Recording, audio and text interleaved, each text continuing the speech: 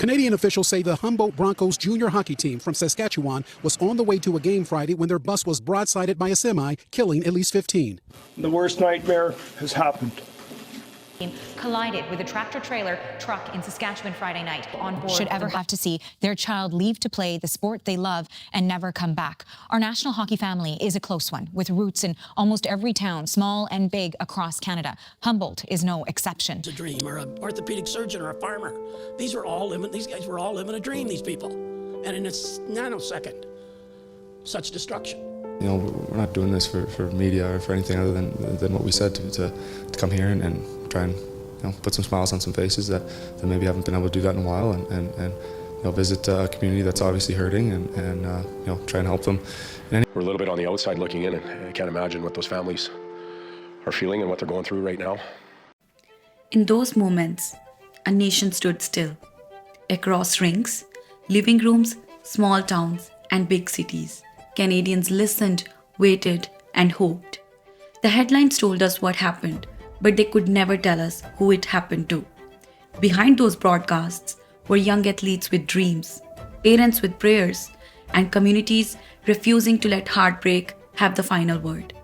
Among them, a defenseman with hockey in his DNA, a kid with discipline, vision, and an entire future in front of him. His name is Ryan Straschnitzki. Today on Voice of YEG, Ryan joins us to share not what the world saw, but what he actually lived. His journey from the ice to rebuilding to redefining what is actually possible. This is Ryan's story in his own words. If you're feeling your life is throwing challenges on you, if you're feeling your dreams are shattered, you're not able to move on, please listen to this podcast. You will see your perspective completely changing. You will see the importance of positivity. So Ryan, you're welcome to the podcast, and I'm really thankful to you that you are here with us. Yeah, thank you for having me. Yeah, so how's everything going on? Good. I just moved out of my parents' house, so living on my own now, and learning how to navigate the world in just a slightly different way, which has been exciting. And I'm definitely learning that I have to fill up my free time. Yeah, I'm sure you can do it because till now, the way you are carrying yourself and the way you're leading, so I'm sure even this would be a small task for you. We'll see. And how's the weather there? It's actually not bad. It's warmer. It's Mm-hmm. like a couple weeks ago, it was very, very cold, lots of snow everywhere. But Yeah. it's been nice lately. Yeah. And like it's been 3 years since I'm in Alberta. So it's for the first time I have seen this much snow. And I was so happy because since I'm from India, so there you won't see the snow. We'll have to go to hill station. Over there also it would be like, you know, minute snow, not this much. So this time I saw like, okay, this much snow, I can just go out and fall down and enjoy it. Yeah, So how exactly. was it? Yeah. So how was it for you? Like when you were a child, you grew up here. So how did you find the snow? I didn't mind it. I just kind of always grew up around it, and I didn't know otherwise. I didn't know as a young kid that there were places that didn't ever get snow. So I just thought it was normal every winter around Christmas you see snow. And actually, I was in Thailand in 2019 Yeah. around Christmas time, and there was no snow. It was like their cold season, but it was still plus 35 degrees Celsius. And so Oh my for me, experiencing a Christmas that was quite warm was really weird. God. Okay. So, and I'm really like curious to know about you when you were a child. So, how did you start? Like, were you fond of hockey like when you were a kid, or how was it? When I first started hockey, I didn't really like it. I didn't like going to learn to skate. I didn't like, anything about waking up early for practices. But my dad encouraged me to keep going and going. And eventually, when I realized, I ended up getting pretty good just from skating lessons and playing a lot and making friends and meeting new families was super important to me. And that's what really grew my love for the sport. But I did resent it till I was about 5 or 6. Oh, so first, was your father like I have seen in lots of movies as well? Like in India, there is a movie Dangal. So it was about kabaddi. Like that father, he was a kabaddi player before. So he wanted his child also to follow this sport because he couldn't fulfill his dream. Was it same with your father, or he was just a fan of hockey? He was a big fan of hockey, and I think he wanted to push us a little bit. He wanted us to be hockey players and probably wear the Calgary Flames sweater in the NHL. But obviously, as you get older, you realize how hard it is to play pro. But for him, kind of pushing me outside my comfort zone a little bit, got me used to that feeling of, sometimes you're going to be uncomfortable doing new things, but it's sometimes the best things for you. Perfect. And how many brothers, sisters do you have? Like, just curiously. I have two younger brothers and a younger sister. My Mm. one middle brother and sister are twins. They're 23, and my littlest brother is 13. Oh, wow. So, so you are the one who is into this sport, right? Yeah, yeah, I started off. So that's amazing. And also, like, as you mentioned, waking up early in the morning and going. So, did you ever felt in between, why am I doing this? I should be doing something different. Not really. I mean, part of me was like, it sucks waking up early, but then eventually you grow kind of a passion for it, right? In the time being, you're like, it sucks waking up early, but once you hit the ice and once you're out there with friends and, scoring goals and skating fast, right? All those feelings start to go away and you feel great afterwards, right? And I mean, I'm sure a lot of people can attest this, but doing anything hard, it sucks to get that, first motion going to build momentum. But once you're doing it, and then afterwards, you feel great. Yeah, perfect. And that makes me realize, like lots of people goes, they keep on asking like how we can be consistent or how I can be, bring discipline into my life. So that's what answers, like you mentioned, if you like something, if you're passionate about something, these things will automatically come in your life. Exactly. And I look back and at the time I didn't like waking up early and stuff, but I look Mm. back and I miss those memories, right? I miss, waking up early and not having anything to worry about on a Sunday and just going to practice and playing games. Like it just you look back on it now and you're grateful for the memories that you made. Exactly. And one more thing, when I came to Canada, the first thing I wanted to try was Tim Hortons. I heard like Canada means Tim Hortons. So how was it with you? Like, Yeah, I mean, I love Timmy's. I grew up on Timmy's every morning, actually, right? For those like early morning practices, dad would have to get his double double coffee, and I would get, either an apple fritter or peach juice. I don't know if they still have it, but that was my go-to. So, yeah, Timmy's was a huge part of my life growing up. yeah. And also, like, are there any memories you have with your friends going to Tim Hortons, relaxing with the gang, and any special memories over there? Absolutely. I think growing up playing hockey, we had a Tim Hortons right across the rink. So if we were, kicked out for the game or we were watching or whatever the case, we'd run over to Timmy's every intermission and grab, Mhm. the classic French vanilla and, maybe a donut or a bagel or whatever. And, it's not the healthiest option when I look back on it, but we're young and, it was right there and it's convenient and everyone loves Tim's. Oh, thank God, even you like French vanilla. I thought it's only us Indians because we are not accustomed to that bitter taste. So it's good because I love French vanilla too. So good. Yeah. And also, so now this was about your, childhood memories. So one thing is, especially mentors, coach, or boss. Like if I talk about my first boss, he taught me important lessons. So who was your first coach and how was it like, being with him? Was he strict? How was the experience? I don't really remember my first coach. I would say my dad would probably be the closest thing that I remember because I was around him all the time, and it was good. There came a point where, if I wasn't playing good, he'd let me know, and that kind of straightened me out and made me think on, what I needed to do next time to do better. So, as an example, I was 14. I was trying out against like bigger kids, and the first game I was pretty scared. I mean, these kids are 4 or 5 years older than me, way bigger, Mhm. faster, and so I was a bit scared the first game, and it showed. And then my dad actually, he sat in the garage and he told me that we're not going to go to the second ice time because he didn't want to watch me play scared. And that kind of drove me nuts. Like I wanted to prove that I could do it. And so, I don't know what happened. Maybe I mustered up the courage and I thought, all right, this next game, I'm not going to be scared. And I ended up having a really good tryout. And I learned a lot just by mustering up the courage and just showing up. That's beautiful. So, it teaches a very good lesson that when challenges come up, or when you are challenged by someone that you're not good enough, I think that brings best version out of us, right?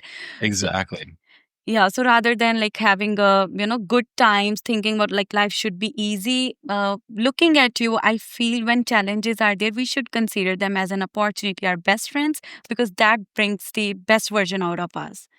Yeah, and I think looking back now, most people are afraid to fail, right? They don't want to Mm. look silly. They don't want to get embarrassed. They don't want to, you know, if they just decide to play with higher talent and they, don't win, right? There's maybe a sense of shame around that. And over the years, I've learned that, it's important to embrace those challenges and understand that you're not going to win every time, but it's continuing to show up, right? You might lose a battle but you might win the war, right? So it's a different approach for sure.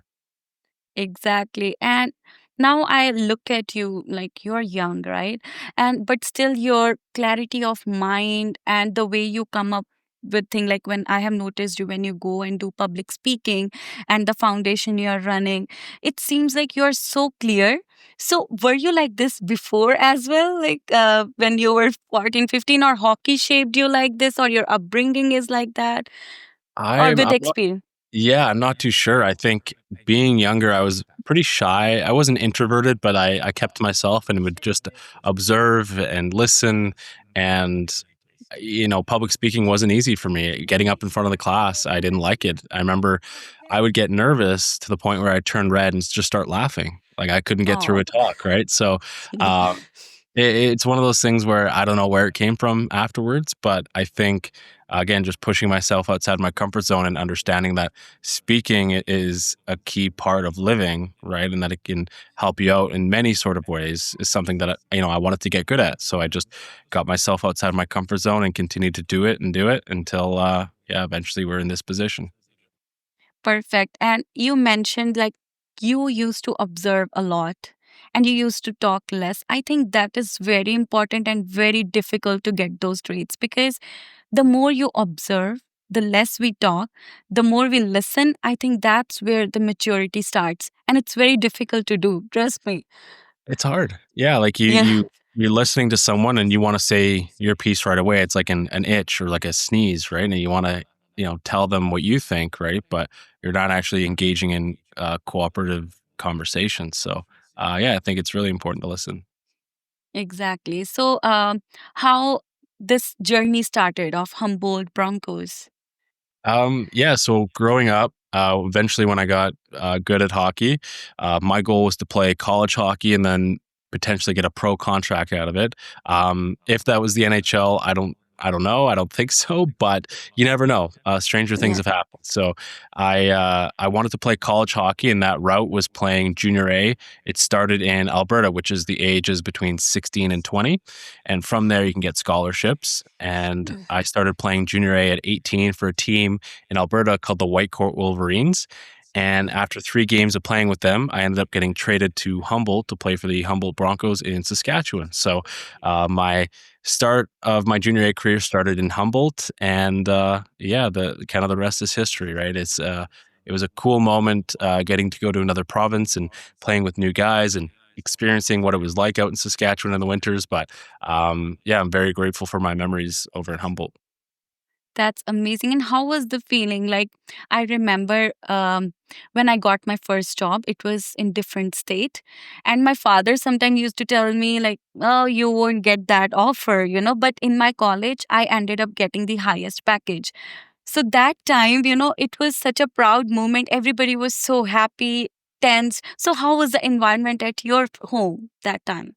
It was good. I had mixed feelings as well. It was like nobody ever likes to hear that they got traded or that the team that they're with doesn't want them, right? Um, and I had to sort of reframe that and understand that, I thought my chances of getting a scholarship in Alberta were higher than in Saskatchewan. But I talked to my trainer, and he mentioned that it doesn't matter where you play, right? It's the habits that you instill, the person that you are, and the player that you are that will get you noticed no matter where you are. So that stuck Wow. with me, and I sort of reframed the subject around going to Saskatchewan. Mm-hmm. That's amazing. So when you went there and then this incident happened, which nobody imagined, right? So what happened? Like, can you tell us a bit about, like, everybody knows about it. If somebody do not know about it, could you please let us know what happened? Yeah, so we were playing in the playoffs, and we're playing against a team called the Nipawin Hawks. And on our way to Game 5 in Nipawin, our team bus got hit by a semi truck. The semi truck blew a stop sign and collided with our bus on the highway. And I remember waking up, and my first instinct was just to get up. Right, I was always told, if something's wrong on the ice, or if you get hurt, if you can stand up, then you're okay. And so I went to stand up, and I couldn't move. So I figured I was stuck under something. And I looked out in front of me, and there was nothing there. It's just I had my dress pants on, my dress shoes, and my legs weren't moving, no matter Mm-hmm. how hard I tried to move them. And so in that moment, right, I was pretty scared. I didn't know what to do. I tried to yell for help, but I had too many injuries to do that as well. So at this point, I was just going in and out of consciousness. And eventually, paramedics arrived. I got taken to a hospital in a nearby town called Tisdale. Mm-hmm. And I was told that I would have to go to the University of Saskatchewan Hospital in Saskatoon to assess what had happened to my back. They knew that I broke my back, but they didn't know the severity of it because it had been so swollen. Um, so I got taken to the U of S hospital in Saskatoon, taken through a bunch of tests and exams, and then went for spinal cord surgery the next morning, where I was told that I would be a complete paraplegic at the T1 level, which is just above, the chest line there. Mm-hmm. So, when they told you about your spinal injury, when you heard it for the first time, what was the feeling like? I know how it feels, but I just want to know so that everybody knows it. So, how was the feel? Uh, When, it's hard to explain. I mean, you're almost speechless because you don't know if you're going to make it out of it. You don't know if you're going to recover or not. You kind of you have this plan A in your head of like, I wanted to play college hockey and pro, and then you're now being told that you might never even walk again. So now you're thinking to yourself, oh, like, what's the next step? What's the next plan? And you have no idea in that moment. So there's a bit of panic and worry, but there's also a side of there's nothing you can do about it. So you just kind of sit there and wait. hmm So, when was that time when? How much time was there when you thought like, okay, I'm gonna play for Canada for that para hockey team, right? So, how much time was there? It's probably a few days. My family and parents came out, and I remember waking up, and I don't know why this popped into my head, but my first instinct was just to get back on the ice, just to play hockey. And I knew with the extent of my injuries that I was eligible to play para sports. My next goal in mind was just to move forward. Right. I mean, my entire life revolved around getting cut, or even in school being told I wasn't good enough for certain things, and um, kind of having these outward factors dictate where my life was going. And I didn't like that. I'm pretty stubborn. So when I set my mind to something, I go after it. And I knew that in order to, kind of get the momentum rolling and do the hard thing and move forward, would set my sights on a big goal and just do what I can to chip away at that goal. So, you mentioned such a beautiful thing that, about criticism. Many people get swayed, like when somebody criticizes them, they do believe them and they take others' opinion very seriously. But the way you mentioned, like you took this as your strength, that's what I understood, right? Yeah, I think for me, I don't know why it's in my DNA, but to try to prove people wrong and show them otherwise is just maybe that's the competitive nature in me. But I just like working towards something, and I would have rathered, had gone for it and failed than not to have gone for it at all. So how does that competitiveness come? So is it, do you think it's you are in sports background, or how does that come from? Or you mentioned like it's from your DNA. Yeah, I think, my dad's ultra competitive. That desire to win. I mean, it's always there. I think people love winning, but it's more importantly like hating to lose. And yeah, I think from when I can remember as a young kid, if I lost something, it would it would like stick in my head, and I would think, okay, what can I do better next time? How can I improve? It would like almost infuriate me to the point where I'm like, okay, well, I'm clearly not good enough right now. How can I get as good as possible in the least amount of time as possible? So I guess that's kind of how my brain works. Mm-hmm. So, with many people, it happens, when something bad happens or when life feels slow, usually people think they feel like giving up. They get negative thoughts. So, did it happen with you as well? Like, were negative thoughts coming? Did you feel like everything is finished? Yeah, I think negative thoughts are a part of being human. If you didn't have them, there'd probably be something wrong with you. But I think for me, negative thoughts are, you can listen to them or you can just let them be what they are and just negative thoughts, nothing more, nothing less. Yeah, there's definitely moments where I didn't know what was going on. If I felt like I was falling behind, if I ever thought I'd have this normal life again, I didn't know the future holds uncertainty. So for me, it was just a matter of like taking it a day at a time and understanding that those negative thoughts are just a part of it and they're just thoughts. You don't have to act on them. That's beautiful. Did you ever practice meditation? Because that's what I know meditation is, right? And you being at that age and you're so clear that you have to watch the thoughts and accept it and then just move on. So, were you ever practicing meditation before? I have. I definitely have tried it. I would Mhm. like to stick to a more routine uh, schedule of meditating, but I think it's very important that I would encourage a lot of people to do it. Mm-hmm. So, those who are listening to us, if you feel somebody is going through this time, so can you just give us like few points how they can fight with these thoughts and move on? Well, there's lots of tools that you can implement on your own. That's a lot of movement. Movement is key. It distracts your mind and it has this pent up energy that you're focusing on thoughts that could be diverted elsewhere if you go for a walk or stroll around the neighborhood or go to the gym or do some sort of physical exercise. Do something to take your mind off of it. There's other ways to deal with things. A shower, cold shower specifically so your mind isn't thinking about those thoughts, meditation. And then, I'd encourage, most people to talk to a trusted therapist. At the end of the day, if none of those tools are working or they just aren't for you, I think talking to a trusted therapist is important. They are able to reframe whatever you're thinking about in a different perspective. And that allows you to look at life and look at those problems in a different way. That's amazing point which you brought. There are some countries which have different culture. Though now many people are educated, but still, if we say that I want to go to therapist, most people are scared of society. And other thing is parents do not understand it. Like what I have seen, especially when we were born in 90s. So the parents would be like, we never suffered from depression. We never suffered from this. This is a part of time. So what do you suggest to those who are going through these circumstances, or maybe somebody is not able to access therapists due to either financial conditions or parent pressure, society pressure, what they can do?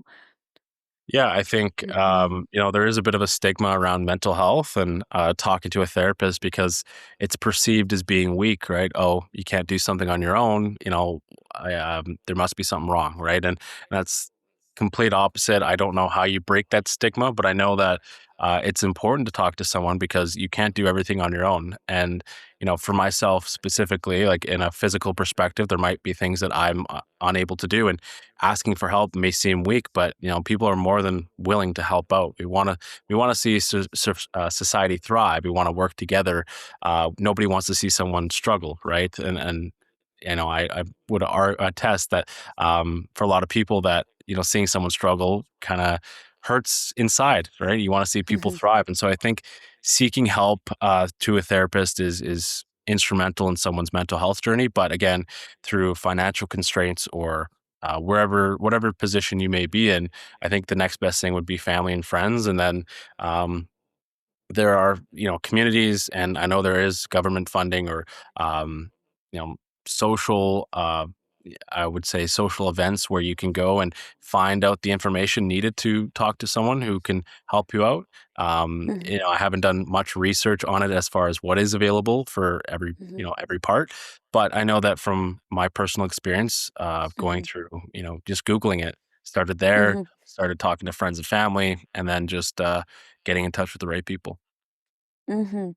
That's, beautiful. Like we have to take the key thing is just the first step. Either seek help from therapist or from your family, friends, whomsoever you think can help. So the first step is like first go out and talk to people about it. Exactly. Yeah. So this thing happened. How was the environment at the home at that time? Because I have a daughter, 1.5 year old, right? I'm a new mother. So sometimes even if she get hit or she falls down, it's like, you know, that heart breaks inside. So how was the environment at your place? So what the situation was? It was good. I mean, they didn't treat me any differently. Still Mm-hmm. the son and older brother that everyone expected, and there were times where there were things outside of my control that I needed help with, and they would help. But they also wanted to see that if I could do it, right? I remember, as an example, getting my wheelchair into my car at the time. Instead of having someone take it in and out of the trunk every time I would go somewhere, I had to learn to take it apart and put it next to me. And I remember my dad used to time me, right, just to challenge me to try to get good at the skill so that I could do it on my own, right? And he would let me struggle. He'd let me drop the chair. He'd let me drop the tire, and he would help if it was out of reach. But he also wanted me to struggle a little bit because I think the most growth happens when you push through that struggling and frustration phase. That's beautiful. The reason I asked you this is when suddenly a unexpected situation comes up, though many people do not know how to deal with it. So as you mentioned, like your father, that was a beautiful step he took, he let you do by yourself. And then the one who's suffering, I think that person should learn from your experience. Like you took it positively. Some people may say, I have seen some people would say they are not helping me in tough time. That's the human behavior. But I think that situation, even the person who's suffering from it should take it positively. That, the parents or whosoever is around you, they are letting us become more independent.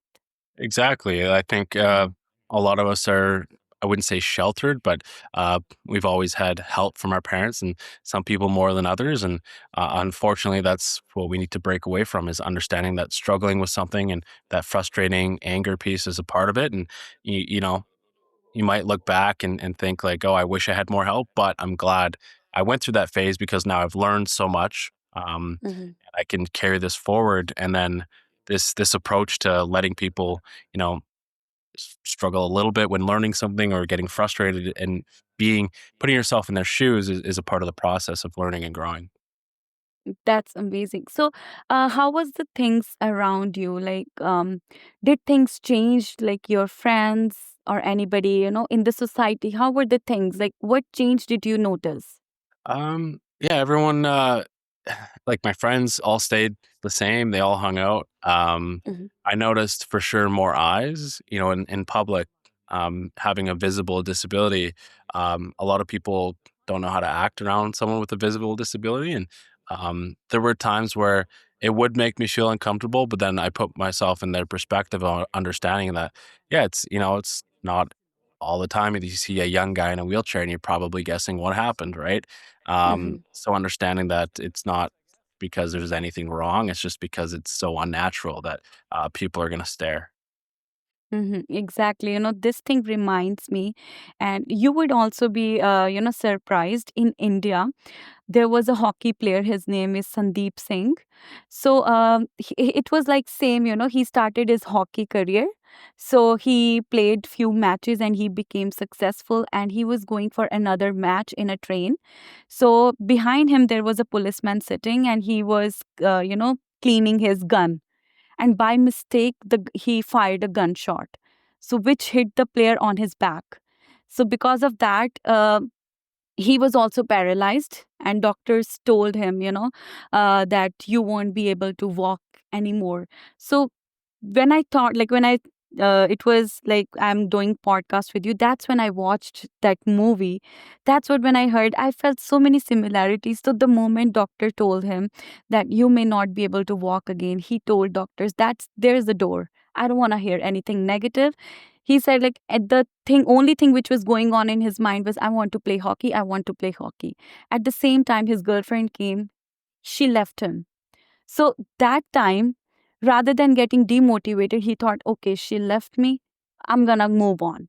So even in his family, as you mentioned, it's in the mind. He thought that everybody, they are not, though his family members were trying to help, but he felt like he's being ignored or something. But then he watched all his negative thoughts. He accepted, and then he thought about the next step. So for his treatment, he went to Netherlands in Holland. So there he stayed for 6 months, and after 6 months, when he came back, he was able to walk. He played for India, and he became the highest. He did the highest goals. So Wow. yeah, so I was just curious. Like you went to Thailand for the treatment. Even this thing, it's about I think 10 years old. So what is the difference? Do you have any idea about this? Like, is it like in Holland and Thailand? What technology is different? It would probably be roughly the same. It Mm-hmm. all depends on the injury, right? It's one of the wild things about the human body is that the spinal cord can't repair itself, and so Mm-hmm. any sort of technology for people with a complete spinal cord injury like myself, we're looking for the next technology that's going to allow us to walk again, right? Because unfortunately, as of right now, our spinal cords won't recover. And so, yeah, going to Thailand was like the next step. It was a stepping stone in the right direction. It wasn't a cure. Obviously, I can't walk right now. But out of that, I learned a lot. And I got to experience this technology and promote the technology to other individuals that, follow on social media and watch the story. It allows them that opportunity to go seek and see for themselves as well. So technology is advancing each and every day, and I'm really excited to see where it's going to be in, 20, 30 years. Okay. So now how does your routine look like? Now, what's like after the recovery or while recovery, what was your daily routine? Which keeps you motivated? Yeah, it's definitely changed over the years. It started when I was living in a hotel with my family for about 9 months while my house got renovated. It involved physiotherapy from Monday to Friday for about 2 hours a day. And then weekends, I would either, hang out with friends, go to hockey games, or just hang out. And then as I moved home, it involved, doing more and playing a lot more sled hockey. I got into that. And then yeah, just doing different things. There's so many different things that it was hard to have a structured routine, but every day I try to get some movement in. I try to get some work done, do something that's good for the mind, the body, and the soul. So, as long as I check those three off the list, I can, go on with my day. Yeah. So after how many months or what was the timeline when you joined sledge hockey? It was 4 months after the accident. I got into a sled for the first time and got to playing right away. And my goal was to play for Team Canada and make my way up the ranks. Wow, 4 months, like so how was it like when you went for the first time and you started the game? It was different. I mean, being out there, the cold, the being on the ice, shooting a puck, like the hands carried over, but learning to play in a sled didn't. So it was a big adjustment period. Again, a lot of frustrating moments, but the first time was awesome. Friends and family came out. They all tried it. It was a good, motivating experience. So I think one of your team members also came with you, right? Like who was the survivor of this accident? Yeah, we played sled hockey a little bit more down the road. But yeah, he also tried it, and he didn't really like it. He went to rowing and actually ended up in the Paralympics for rowing. But yeah, we both tried it together, and it was a good time. And you received standing ovation as well for what was that moment? Yeah, I believe yeah the fans all cheered, and it was super motivating and uplifting, and made me even more determined to try to play for Team Canada. That's amazing. So what changes did you make in your routine which like motivated you so much? Like I was following, I usually follow your content on YouTube, and there you were mentioning that you read lots of books. You have a great collection of books. Yeah, I don't know if I pick it up here, but over there, Mm-hmm. the bookshelf, I got a lot of Wow. books. So, um, yeah, I love adding to the collection and all sorts of books, right? I mean, I didn't like reading, but I think during the pandemic, it provided that opportunity to, kind of do something more. Remember before the pandemic, I wasn't doing a whole lot. I wasn't speaking a whole lot. I wasn't, doing a whole lot with my life, and that wasn't satisfying because I can't revolve my whole life around sled hockey. Mhm. I wanted to see what I was capable of doing, and I think understanding that the limit you put on is the limit you have is the one you put on yourself. And so for me, I wanted to see what I could do with sport, with work, with the foundation, with everything. And I wanted to see what my full potential is. I don't want to, look back on life and understand that or think to myself, I could have done more. Right. And um, it's one of those things that if you don't do it, it can haunt you. Right. And for me, I'm doing what I can each and every day to do the most that I can to not only, change myself in a positive way, but to change the world and the community around me. Wow, that's amazing. And right now you mentioned about, you came to know about yourself more. So how did that happen? Did books help you with that, or you spent lots of time with you? How did that thing happen? Yeah, I think reading helped kind of have this intero perspective of like how my body works, having a spinal cord injury, nutrition, physical health sort of things, what kind of workouts I should do, just a Mhm. transformation, and then I think learning how to think differently, learning how to negotiate life's obstacles in any sort of facet, and then yeah, learning a little bit more about spirituality and the soul and obviously, nobody has answers, but it's cool to learn about. So for me, just learning how to manage life and using the guidance of others that have been in that position before is something that I really rely heavily on. And it's unfortunate that more people don't read as much because I think my number one piece of advice going forward would just be to read whatever it is that you want to read about. I would encourage you to read, and I'm sure you can take something away from it. Yeah, and and I think you are the right person to give this, advice. Like as you mentioned, you didn't like reading before. So how did you started with the reading? Like those who Uh, want to start, yeah.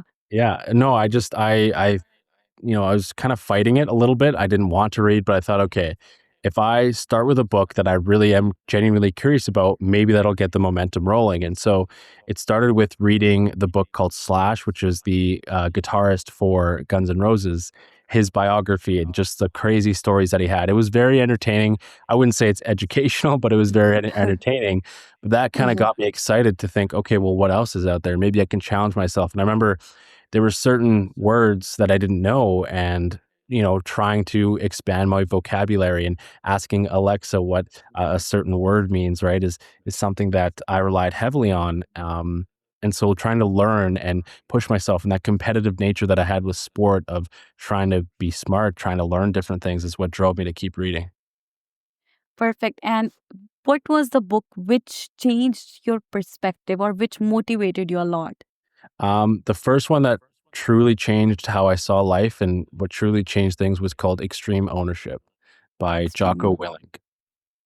Okay, so what was the special about this book? Like He was a just former Navy SEAL, Team 6, which is like one of the highest ones you could be. He was a commander, and the way that they run things in the Marines and that discipline and achieving what you want and not having any excuses and continuing to move forward and helping those around you in a team atmosphere is something that really resonated. I think a lot of people have probably read the book or have heard of him. And if you haven't, I would encourage you to go on YouTube and just listen to him. He has his own podcast, and it's very it's deep, but it's really cool because this is someone that has been in the highest level of combat that one can experience, and the expertise and the knowledge and his everything that he carries with him is something that I admire, and it's something that I think I can learn a lot from.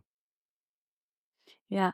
Is there any other book? Because I remember you mentioned the name somewhere, which you recommended others as well. I don't know. Is there any Uh, book coming into your mind? Yeah. there's a few. One that I spoke highly of, especially during my keynote presentations, it's a book called Mindset by Carol Dweck. Yeah. It talks Yeah. about the growth mindset. Growth mindset. Perfect. Yeah, because that's what, I follow lots of content. I was unable to recall that name. So that's correct. Mindset by? Carol Dweck. Okay, perfect. So, like, we often hear it through the videos or we listen, but you have gone through this. So when you met with an accident, you then you have experienced everything, like what actually it is when you lose something. So do you believe in God, or what are your thoughts about spirituality? So for me, I grew up religious. I went through everything, and I think it's very important to believe in something. Hmm. I think religion is important for people who need it, and for myself, I've become kind of on the fence. It's something where I do believe that there's something greater than us, for sure, but I don't know if you can label it one thing, one entity, because it can't be proven nor disproven. But the belief in something is super important. That's what can help give you that solace and that ease of anxiety, maybe. So I think it's very important. And for me, I love exploring and learning and reading about this stuff so that I can form a proper opinion. But I believe there's so much information out there. There's so many cool correlations with how the mind and body works, and that nothing ever happens just by chance. I don't think so. It's something that I'm still learning about, and once I reach a certain point in my life, I'm sure I'll have that sort of spiritual awakening, as they say, and have my opinion then. But for now, I love learning about all different sides of religion, learning about the soul and spirituality, and just kind of going with the flow and not really making a hard, concrete opinion. Do you feel like, when we are religious, like I'm very religious, but so whenever there is a tough time, I feel when I think about God, it gives hope, Mhm. it gives faith. And sometimes when something unexpected happens, then I give myself, assurance, okay, there is a reason behind it. Maybe what my plans were, God has a bigger plan than that. So Yep. that's why this situation came to make me a better person. So did you ever feel this way? Um, Yeah, I mean, there's definitely been times where I've been influenced by certain individuals saying that, there's a bigger plan, like you just mentioned. There's all these different sorts of things, and I believe that. I believe that, again, religion's a whole nother topic, but the idea Yeah. that you're being put through these tough challenges, and it's up to you to have the faith that you desire and that was meant for you, right? And um, it kind of ties it back into the idea of wasted potential, right? And understanding that, someone might have all the talent in the world, but if they don't do the hard things, if they don't push themselves, if they don't, you know, do the things that are uncomfortable and work hard, they might not be at their full potential, which is, I think, the deeper meaning behind the meaning of life and doing the things that you need to do to succeed and make those around you better. That's the best thing you have said. Like I really liked it because often I hear people say, uh, whatever happen if is supposed to happen, it will happen. But the thing which you mentioned, the meaning of life is, overcoming the challenges, discovering the ways how you can, get over the challenges, how you can fight that, how you can become a better person, and the way from your situation you give it a purpose. So I think that's beautiful. We should not mix up the things, or we should not find up the excuses to, avoid few challenging moments. So that's amazing. So you're fond of gymming as well. So was it part of before? Because I see your shoulder. Even my husband, when he met you over there, he was like, he has such a strong shoulders. So so how is that? Like, do you go to gym every day? Not every day. I've toned it back a little bit, but I learned that, with hockey, I wasn't the most skilled out there, so I had to put in the work outside of the rink to get better, and that involved going to the gym and training just a little bit harder. And so I kind of had that instilled when I was about 12 or 13. Um, and the feeling of not going to the gym after a while doesn't sit well with me. It's a part of my identity at this point. So going to the gym, I understand the importance of it and the benefits that can come from it. So yeah, at this point, I just try to go as frequently as I can, which is about 4 to 5 times, maybe even 6 times a week. How do you bring that consistency? Yeah, I like, yeah. yeah, it's just a part of it, right? I mean, for me, I understand the benefits behind it, and doing the things that suck, I know it's going to pay off. So somebody who is not into sports like me, who loves making excuses to, stay away from, okay, I have this reason. So what thing we can follow so that we can, like, if not every day, at least few days in a week. Yeah, I think when we look at goals like that, it's not about making that big step of like, I have to do a full 60, 90-minute workout that's going to be super hard. It's like, no, today I'm going to do more than I did yesterday. And that was, a kilometer walk on the Stairmaster, or I'm going to go around the neighborhood. I'm just going to be active. And it doesn't involve lifting heavy weights. It doesn't mean, sweating, profusely. It's just a matter of doing more than you did yesterday. And it's just being active. Movement is key. Yoga, meditation, or like mindful meditation, whatever it may be. Just any sort of movement, I think, is key to a healthy lifestyle. That's the another thing it reminds me of. There was a professor who divided his class into two sets. So for one set, he said, you have to bring one photograph and it should be perfect. And to another set, he said, every day you have to, click the pictures. So at the end, the result was those who were asked to click the pictures, doesn't matter it's perfect or not. At the end, they came up with the best photograph. So as you mentioned, like it does not have to be the best. It's either just go do small steps. So every day we can start with small steps, and then at the end we can, get a better version of it. Exactly. And I mean, the idea of taking something, and trying to make it perfect is unrealistic, Mm-hmm. because we're putting ourselves in a comparison mindset, which I don't think is very good in certain situations where we compare ourselves to the person where we want to be, right? It's the person that's in the position we want to be, or the monetary position we want to be in, right? And as soon as we start comparing ourselves to them, we lose focus of what we're capable of doing, and our own sort of journey.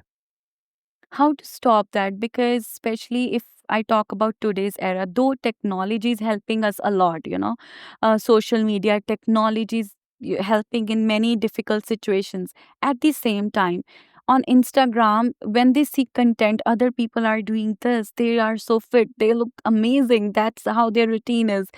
How especially youth, they are getting astray due to these social media contents, how they can stay focused on themselves and how they can have focus on self growth and self love. And I think you kind of had it there with your question, and it starts from the low hanging fruit of social media to begin with.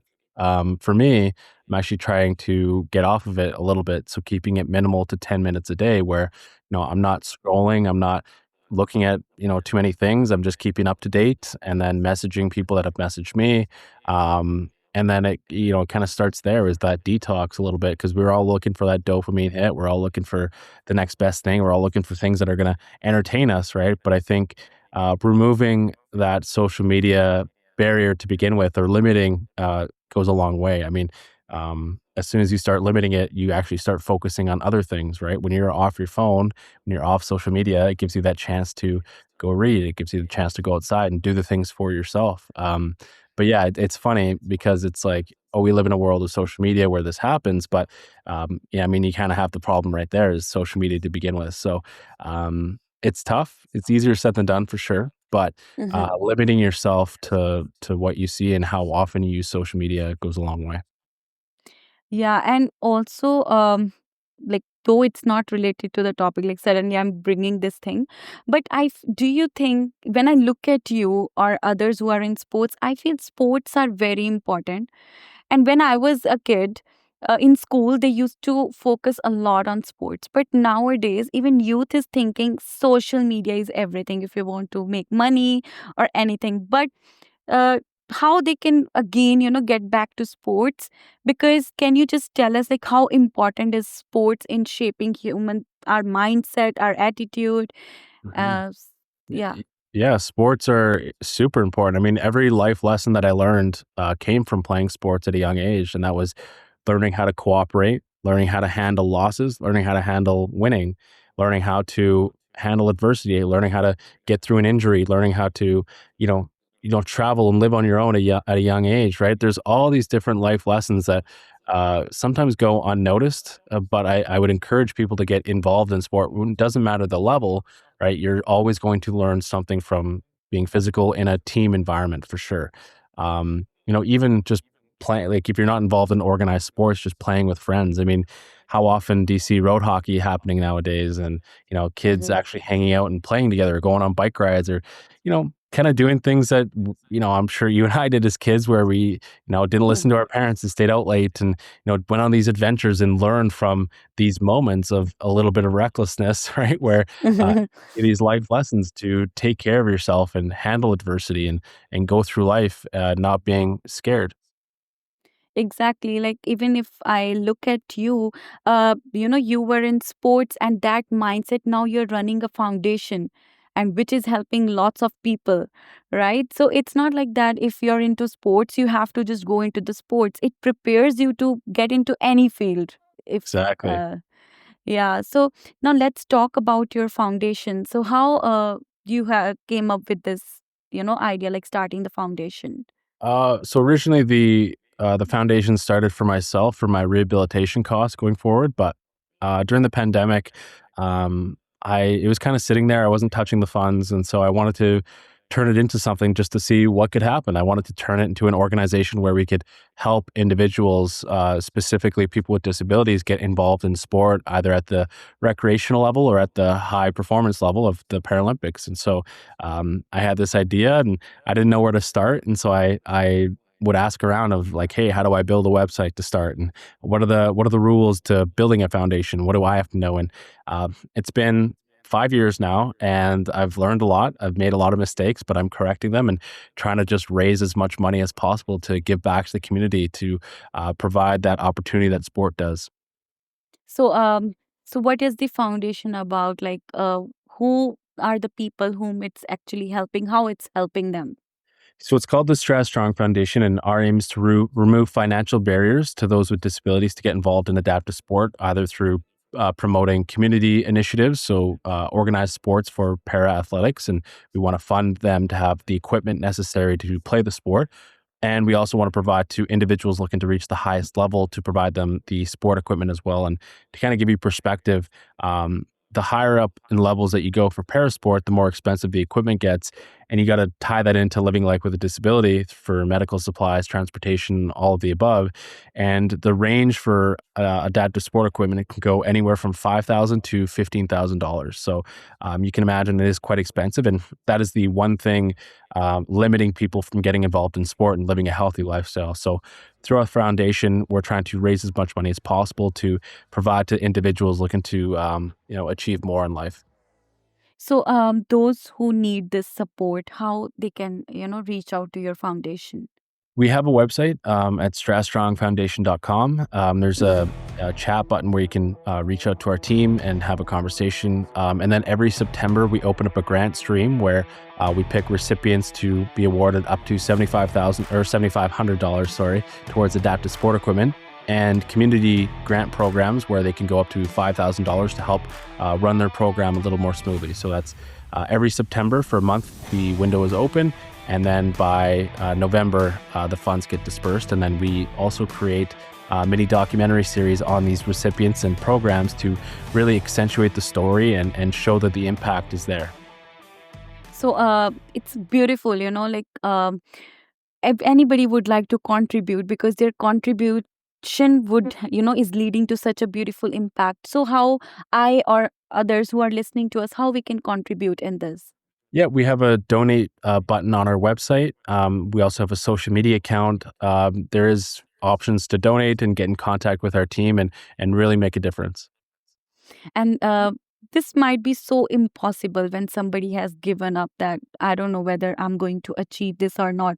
So you meet these people every day. So how do they feel when they realizes, okay, their dream is going to become true? Like you mentioned, somebody wanted to do mountain climbing, and so how was the feeling like? Though there are documentaries, but would you like to share any experience? It was awesome. I mean, it's like, when you get awarded something that's going to get you closer to that goal, right? That rush, that excitement, and just seeing the motivation behind their eyes, right? And I think most importantly is bringing everyone together, right? Avon, who wanted his own mountain bike, we got him his mountain bike, and then it brought his family together. It brought his community together and friends together, and he got to go do what he wanted to do. So I never think anyone should be in a position where, because they go through an injury or they're born with a disability, that they should be prohibited from pursuing what they want to just because of financial constraints. So through the foundation, our aim is to, again, remove those barriers and get people connected. Beautiful. And where we can watch these documentaries, these They're ones. they're on our Instagram, and they're also on YouTube under the Strat Strong Foundation. Strat Strong Foundation. Okay. So we would love to see this, and even our viewers, they should see, like, because spending on ourselves, even when I was young, I have realized when we spend on ourselves, when we focus on ourselves, that's important. But when we see somebody because of our contribution, it's making a difference in their life, that's a different feel. Because of you, somebody's else able to make difference in their life. Absolutely. Yeah, no, it's something that we're very passionate about, and we're excited to see where it's going to go.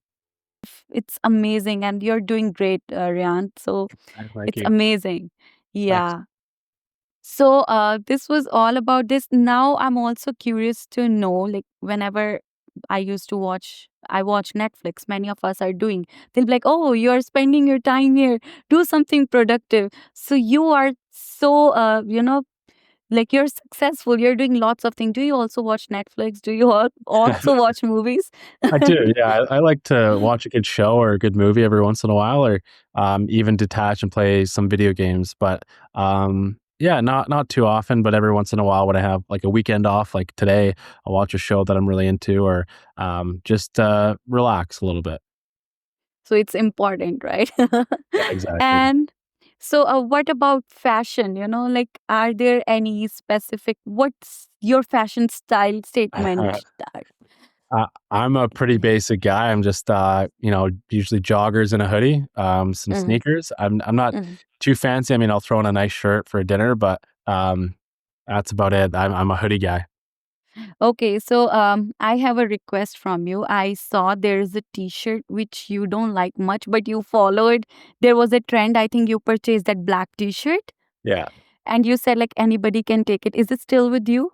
Yeah, I believe I might have it. It might be at my other house in Airdrie, but yeah, you're welcome to take that thing.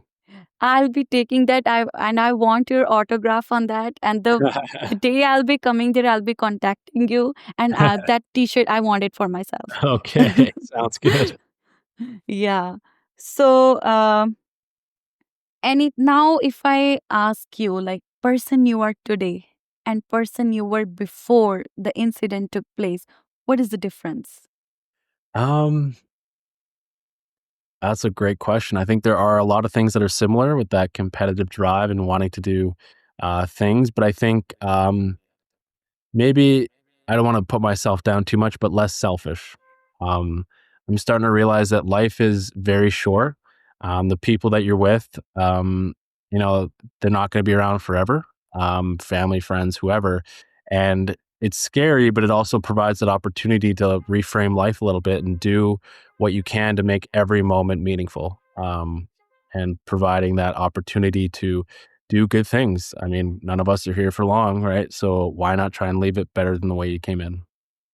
That's beautiful. That's seriously a very good, thing, because often we take life really for granted. Like, I keep on telling anybody who use lots of phone, I don't use phone much. So I keep on telling, like, we just have this one life. I don't know what's going to happen tomorrow. Why our neck is always like this? Yeah.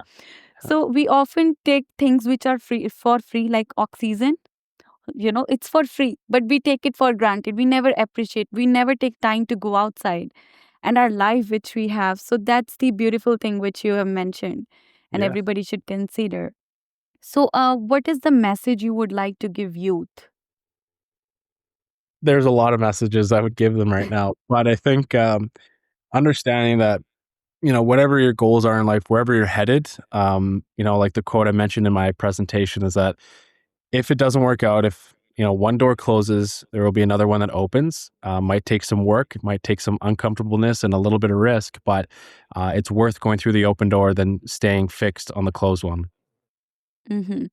And what is the message you would like to give to the parents? Because uh, if I talk about you, your father played, important role in your life. Now, even I'm a new mother. What I or any other parent who's listening to us, what they can do so that their child becomes, more, their attitude should be more of like a fighter, not giving up. So, what is the message? It depends on the type of parent, right? There's no set way to parent properly. Everyone does their best, but there's no perfect parent. Um, there would be advice of doing less. Sometimes we want to coddle our kids and make sure they're going to be safe and be around them 24/7, but sometimes doing less is better for them. And then I would also say the inverse of that of doing a little bit more, staying less attached to your phone, spending the quality time you have with them in an important manner, and getting to really know them and having that connection, that bond of doing a little bit more and less on your phone. And so it's a bit of a dichotomy, right? There's doing more and there's doing less, but there's no perfect way of doing it. Just, um, you know, let your kids kind of live their lives, be there when they need it, and understand that life's going to work out the way it's meant to. So just do your thing, do your best. It's amazing. And I still have lots of things to ask you. Maybe if your time allows, I would love to do another podcast with you, Okay. because learning from you is never less. So, oh, yeah. And one more thing. So, what are your future plans? Like recently, I heard you have moved to basketball. Yeah, I started Yeah. playing wheelchair basketball, and my goal now is to play in the 2028 Paralympics, and I'm going to do whatever I can to get there. And if it works out, that's amazing. But if not, there's always 2032. Yeah. And so, just one more thing is like you have been thinking about hockey all the time, and now you changed it to basketball. So, how was the change like? It was different. I understood that I'm gonna go through those frustrating moments of learning how to play the sport. I know that drives there, the work ethic's there, and I'm gonna do what I can to get good at the sport. But there's gonna be a lot of learning curves and things that are gonna take time, and that could be very frustrating, right? So understanding that it's a part of the process, but making sure at the end of the day that I'm just enjoying it. So, how important is change according to you? Like you moved from hockey to basketball. In this process, what did you learn? Like, it's why change is important. Change happens all the time. Life changes all the time. Sports change all the time. Everything changes all the time. And you can either stay the same and, watch life change in front of your eyes and do nothing about it, or you can change with it and, succeed. Amazing. So, as you can see, like lots of things are coming into my mind. So, last question I would like to ask: are you planning to write any book, or are you planning to have any platform where you are planning to share your experiences? It's been an idea that's been tossed around a little bit. I think it's hard to write a book. I mean, it's good to take notes, but I'm kind of at the beginning part of my story, right? I feel like there's a long way to go. So until I'm like retired and have done a lot more, I'll write a book. Maybe I need to make them more tangible. But yeah, I don't know. I love having conversations and getting deep and trying to help people. So whatever that future entails, we'll see. I'll cross that bridge when I get there. Perfect. So, thank you so much for your time, and I would love to have you again, because still there are lots of things, but it's just I have to consider your time as well. So, thank you so much, Ryan, for your time with us. Yeah, thank you so much. Thank you so much for watching this podcast. I hope this podcast will add value into your life. Please let us know in the comments what you really liked and what we could have done better. And also, if you know somebody whose story is really inspiring and can add value to somebody's life, please let us know. My email is mentioned below. Please send us the email with the details. And also, do not forget to subscribe the channel and please like and share it. Thank you.